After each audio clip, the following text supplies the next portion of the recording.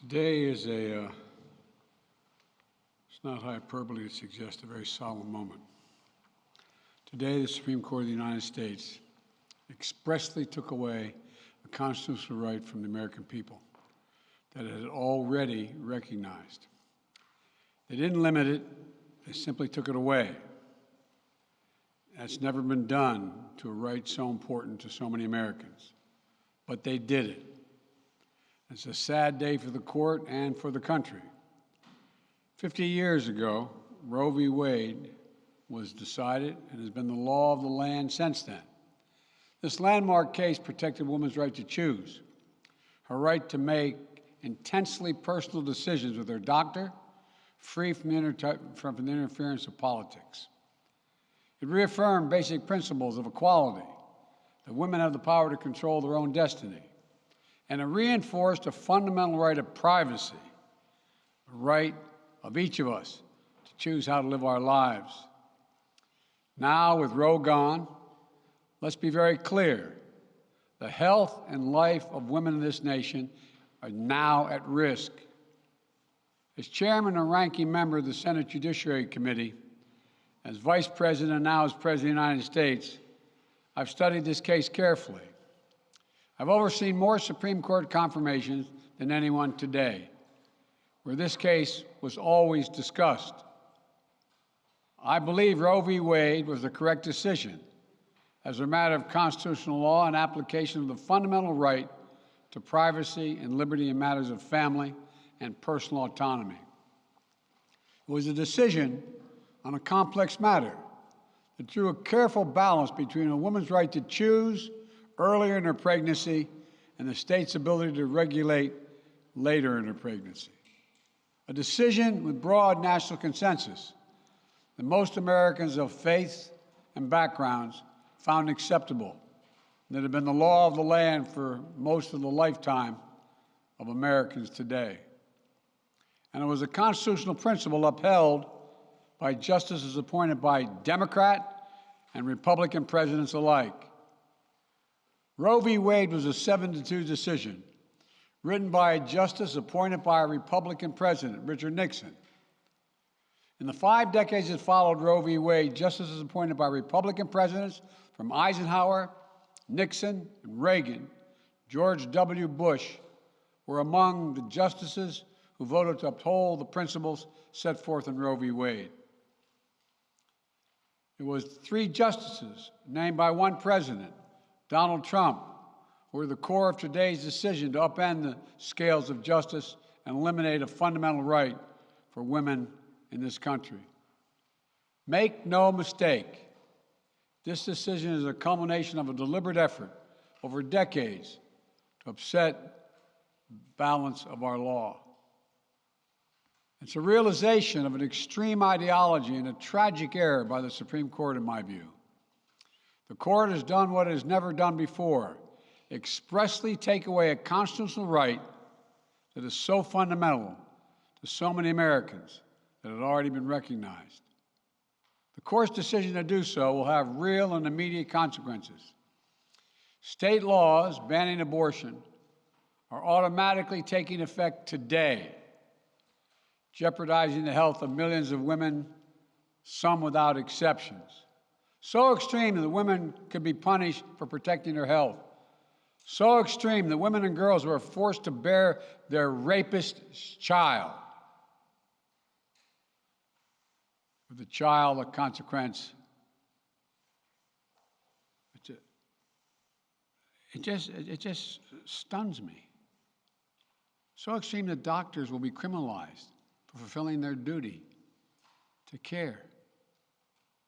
Imagine having a young woman have to carry the child of incest as a consequence of incest. No option. Too often the case. The poor women are going to be hit the hardest. It's cruel. In fact, the court laid out state laws criminalizing abortion that go back to the 1800s as rationale. The court literally taking America back 150 years. This is a sad day for the country, in my view. but it doesn't mean the fight's over. Let me be very clear and unambiguous. The only way we can secure a woman's right to choose, and the balance that existed, is for Congress to restore the protections of Roe v. Wade as federal law. No executive action from the president can do that. And if Congress, as it appears, lacks the votes to do that now, voters need to make their voices heard. This fall, we must elect more senators and representatives who will codify women's right to choose into federal law once again. Elect more state leaders to protect this right at the local level. We need to restore the protections of Roe as law of the land. We need to elect officials who will do that. This fall, Roe is on the ballot. Personal freedoms are on the ballot. The right to privacy, liberty, equality, they're all on the ballot. Until then, I will do all in my power to protect a woman's right in states where they will face the consequences of today's decision. While the court's decision cast a dark shadow over a large swath of the land, many states in this country still recognize a woman's right to choose. So, if a woman lives in a state that restricts abortion, the Supreme Court's decision does not prevent her from traveling from her home state to the state that allows it. It does not prevent a doctor in that state from treating her.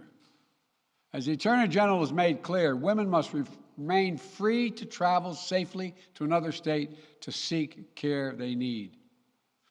My administration will defend that bedrock right. If any state or local official, high or low, tries to interfere with a woman's exercising her basic right to travel, I will do everything in my power to fight that deeply un-American attack. My administration will also protect a woman's access to medications that are approved by the Food and Drug Administration, the FDA, like contraception, which is essential for preventative health care, mifepristone, which the FDA approved 20 years ago to safely end early pregnancies and is commonly used to treat miscarriages. Some states are saying that they'll try to ban or severely restrict access to these medications. But extremist governors and state legislators are looking to block the mail or search a person's medicine cabinet or control a woman's actions by tracking data on her apps she uses are wrong and extreme and out of touch with the majority of Americans. The American Medical Association, the American College of Obstetricians and Gynecologists, wrote to me and Vice President Harris stressing that these laws are not based on evidence and asking us to act to protect access to care. They say by limiting access to these medicines, maternal mortality will climb in America. That's what they say. Today, I'm directing the Department of Health and Human Services to take steps to ensure these critical medications are available to the fullest extent possible. And the politicians cannot interfere in the decisions that should be made between a woman and her doctor.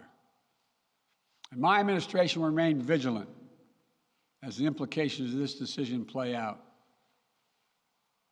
I've warned about how this decision risks the broader right to privacy for everyone.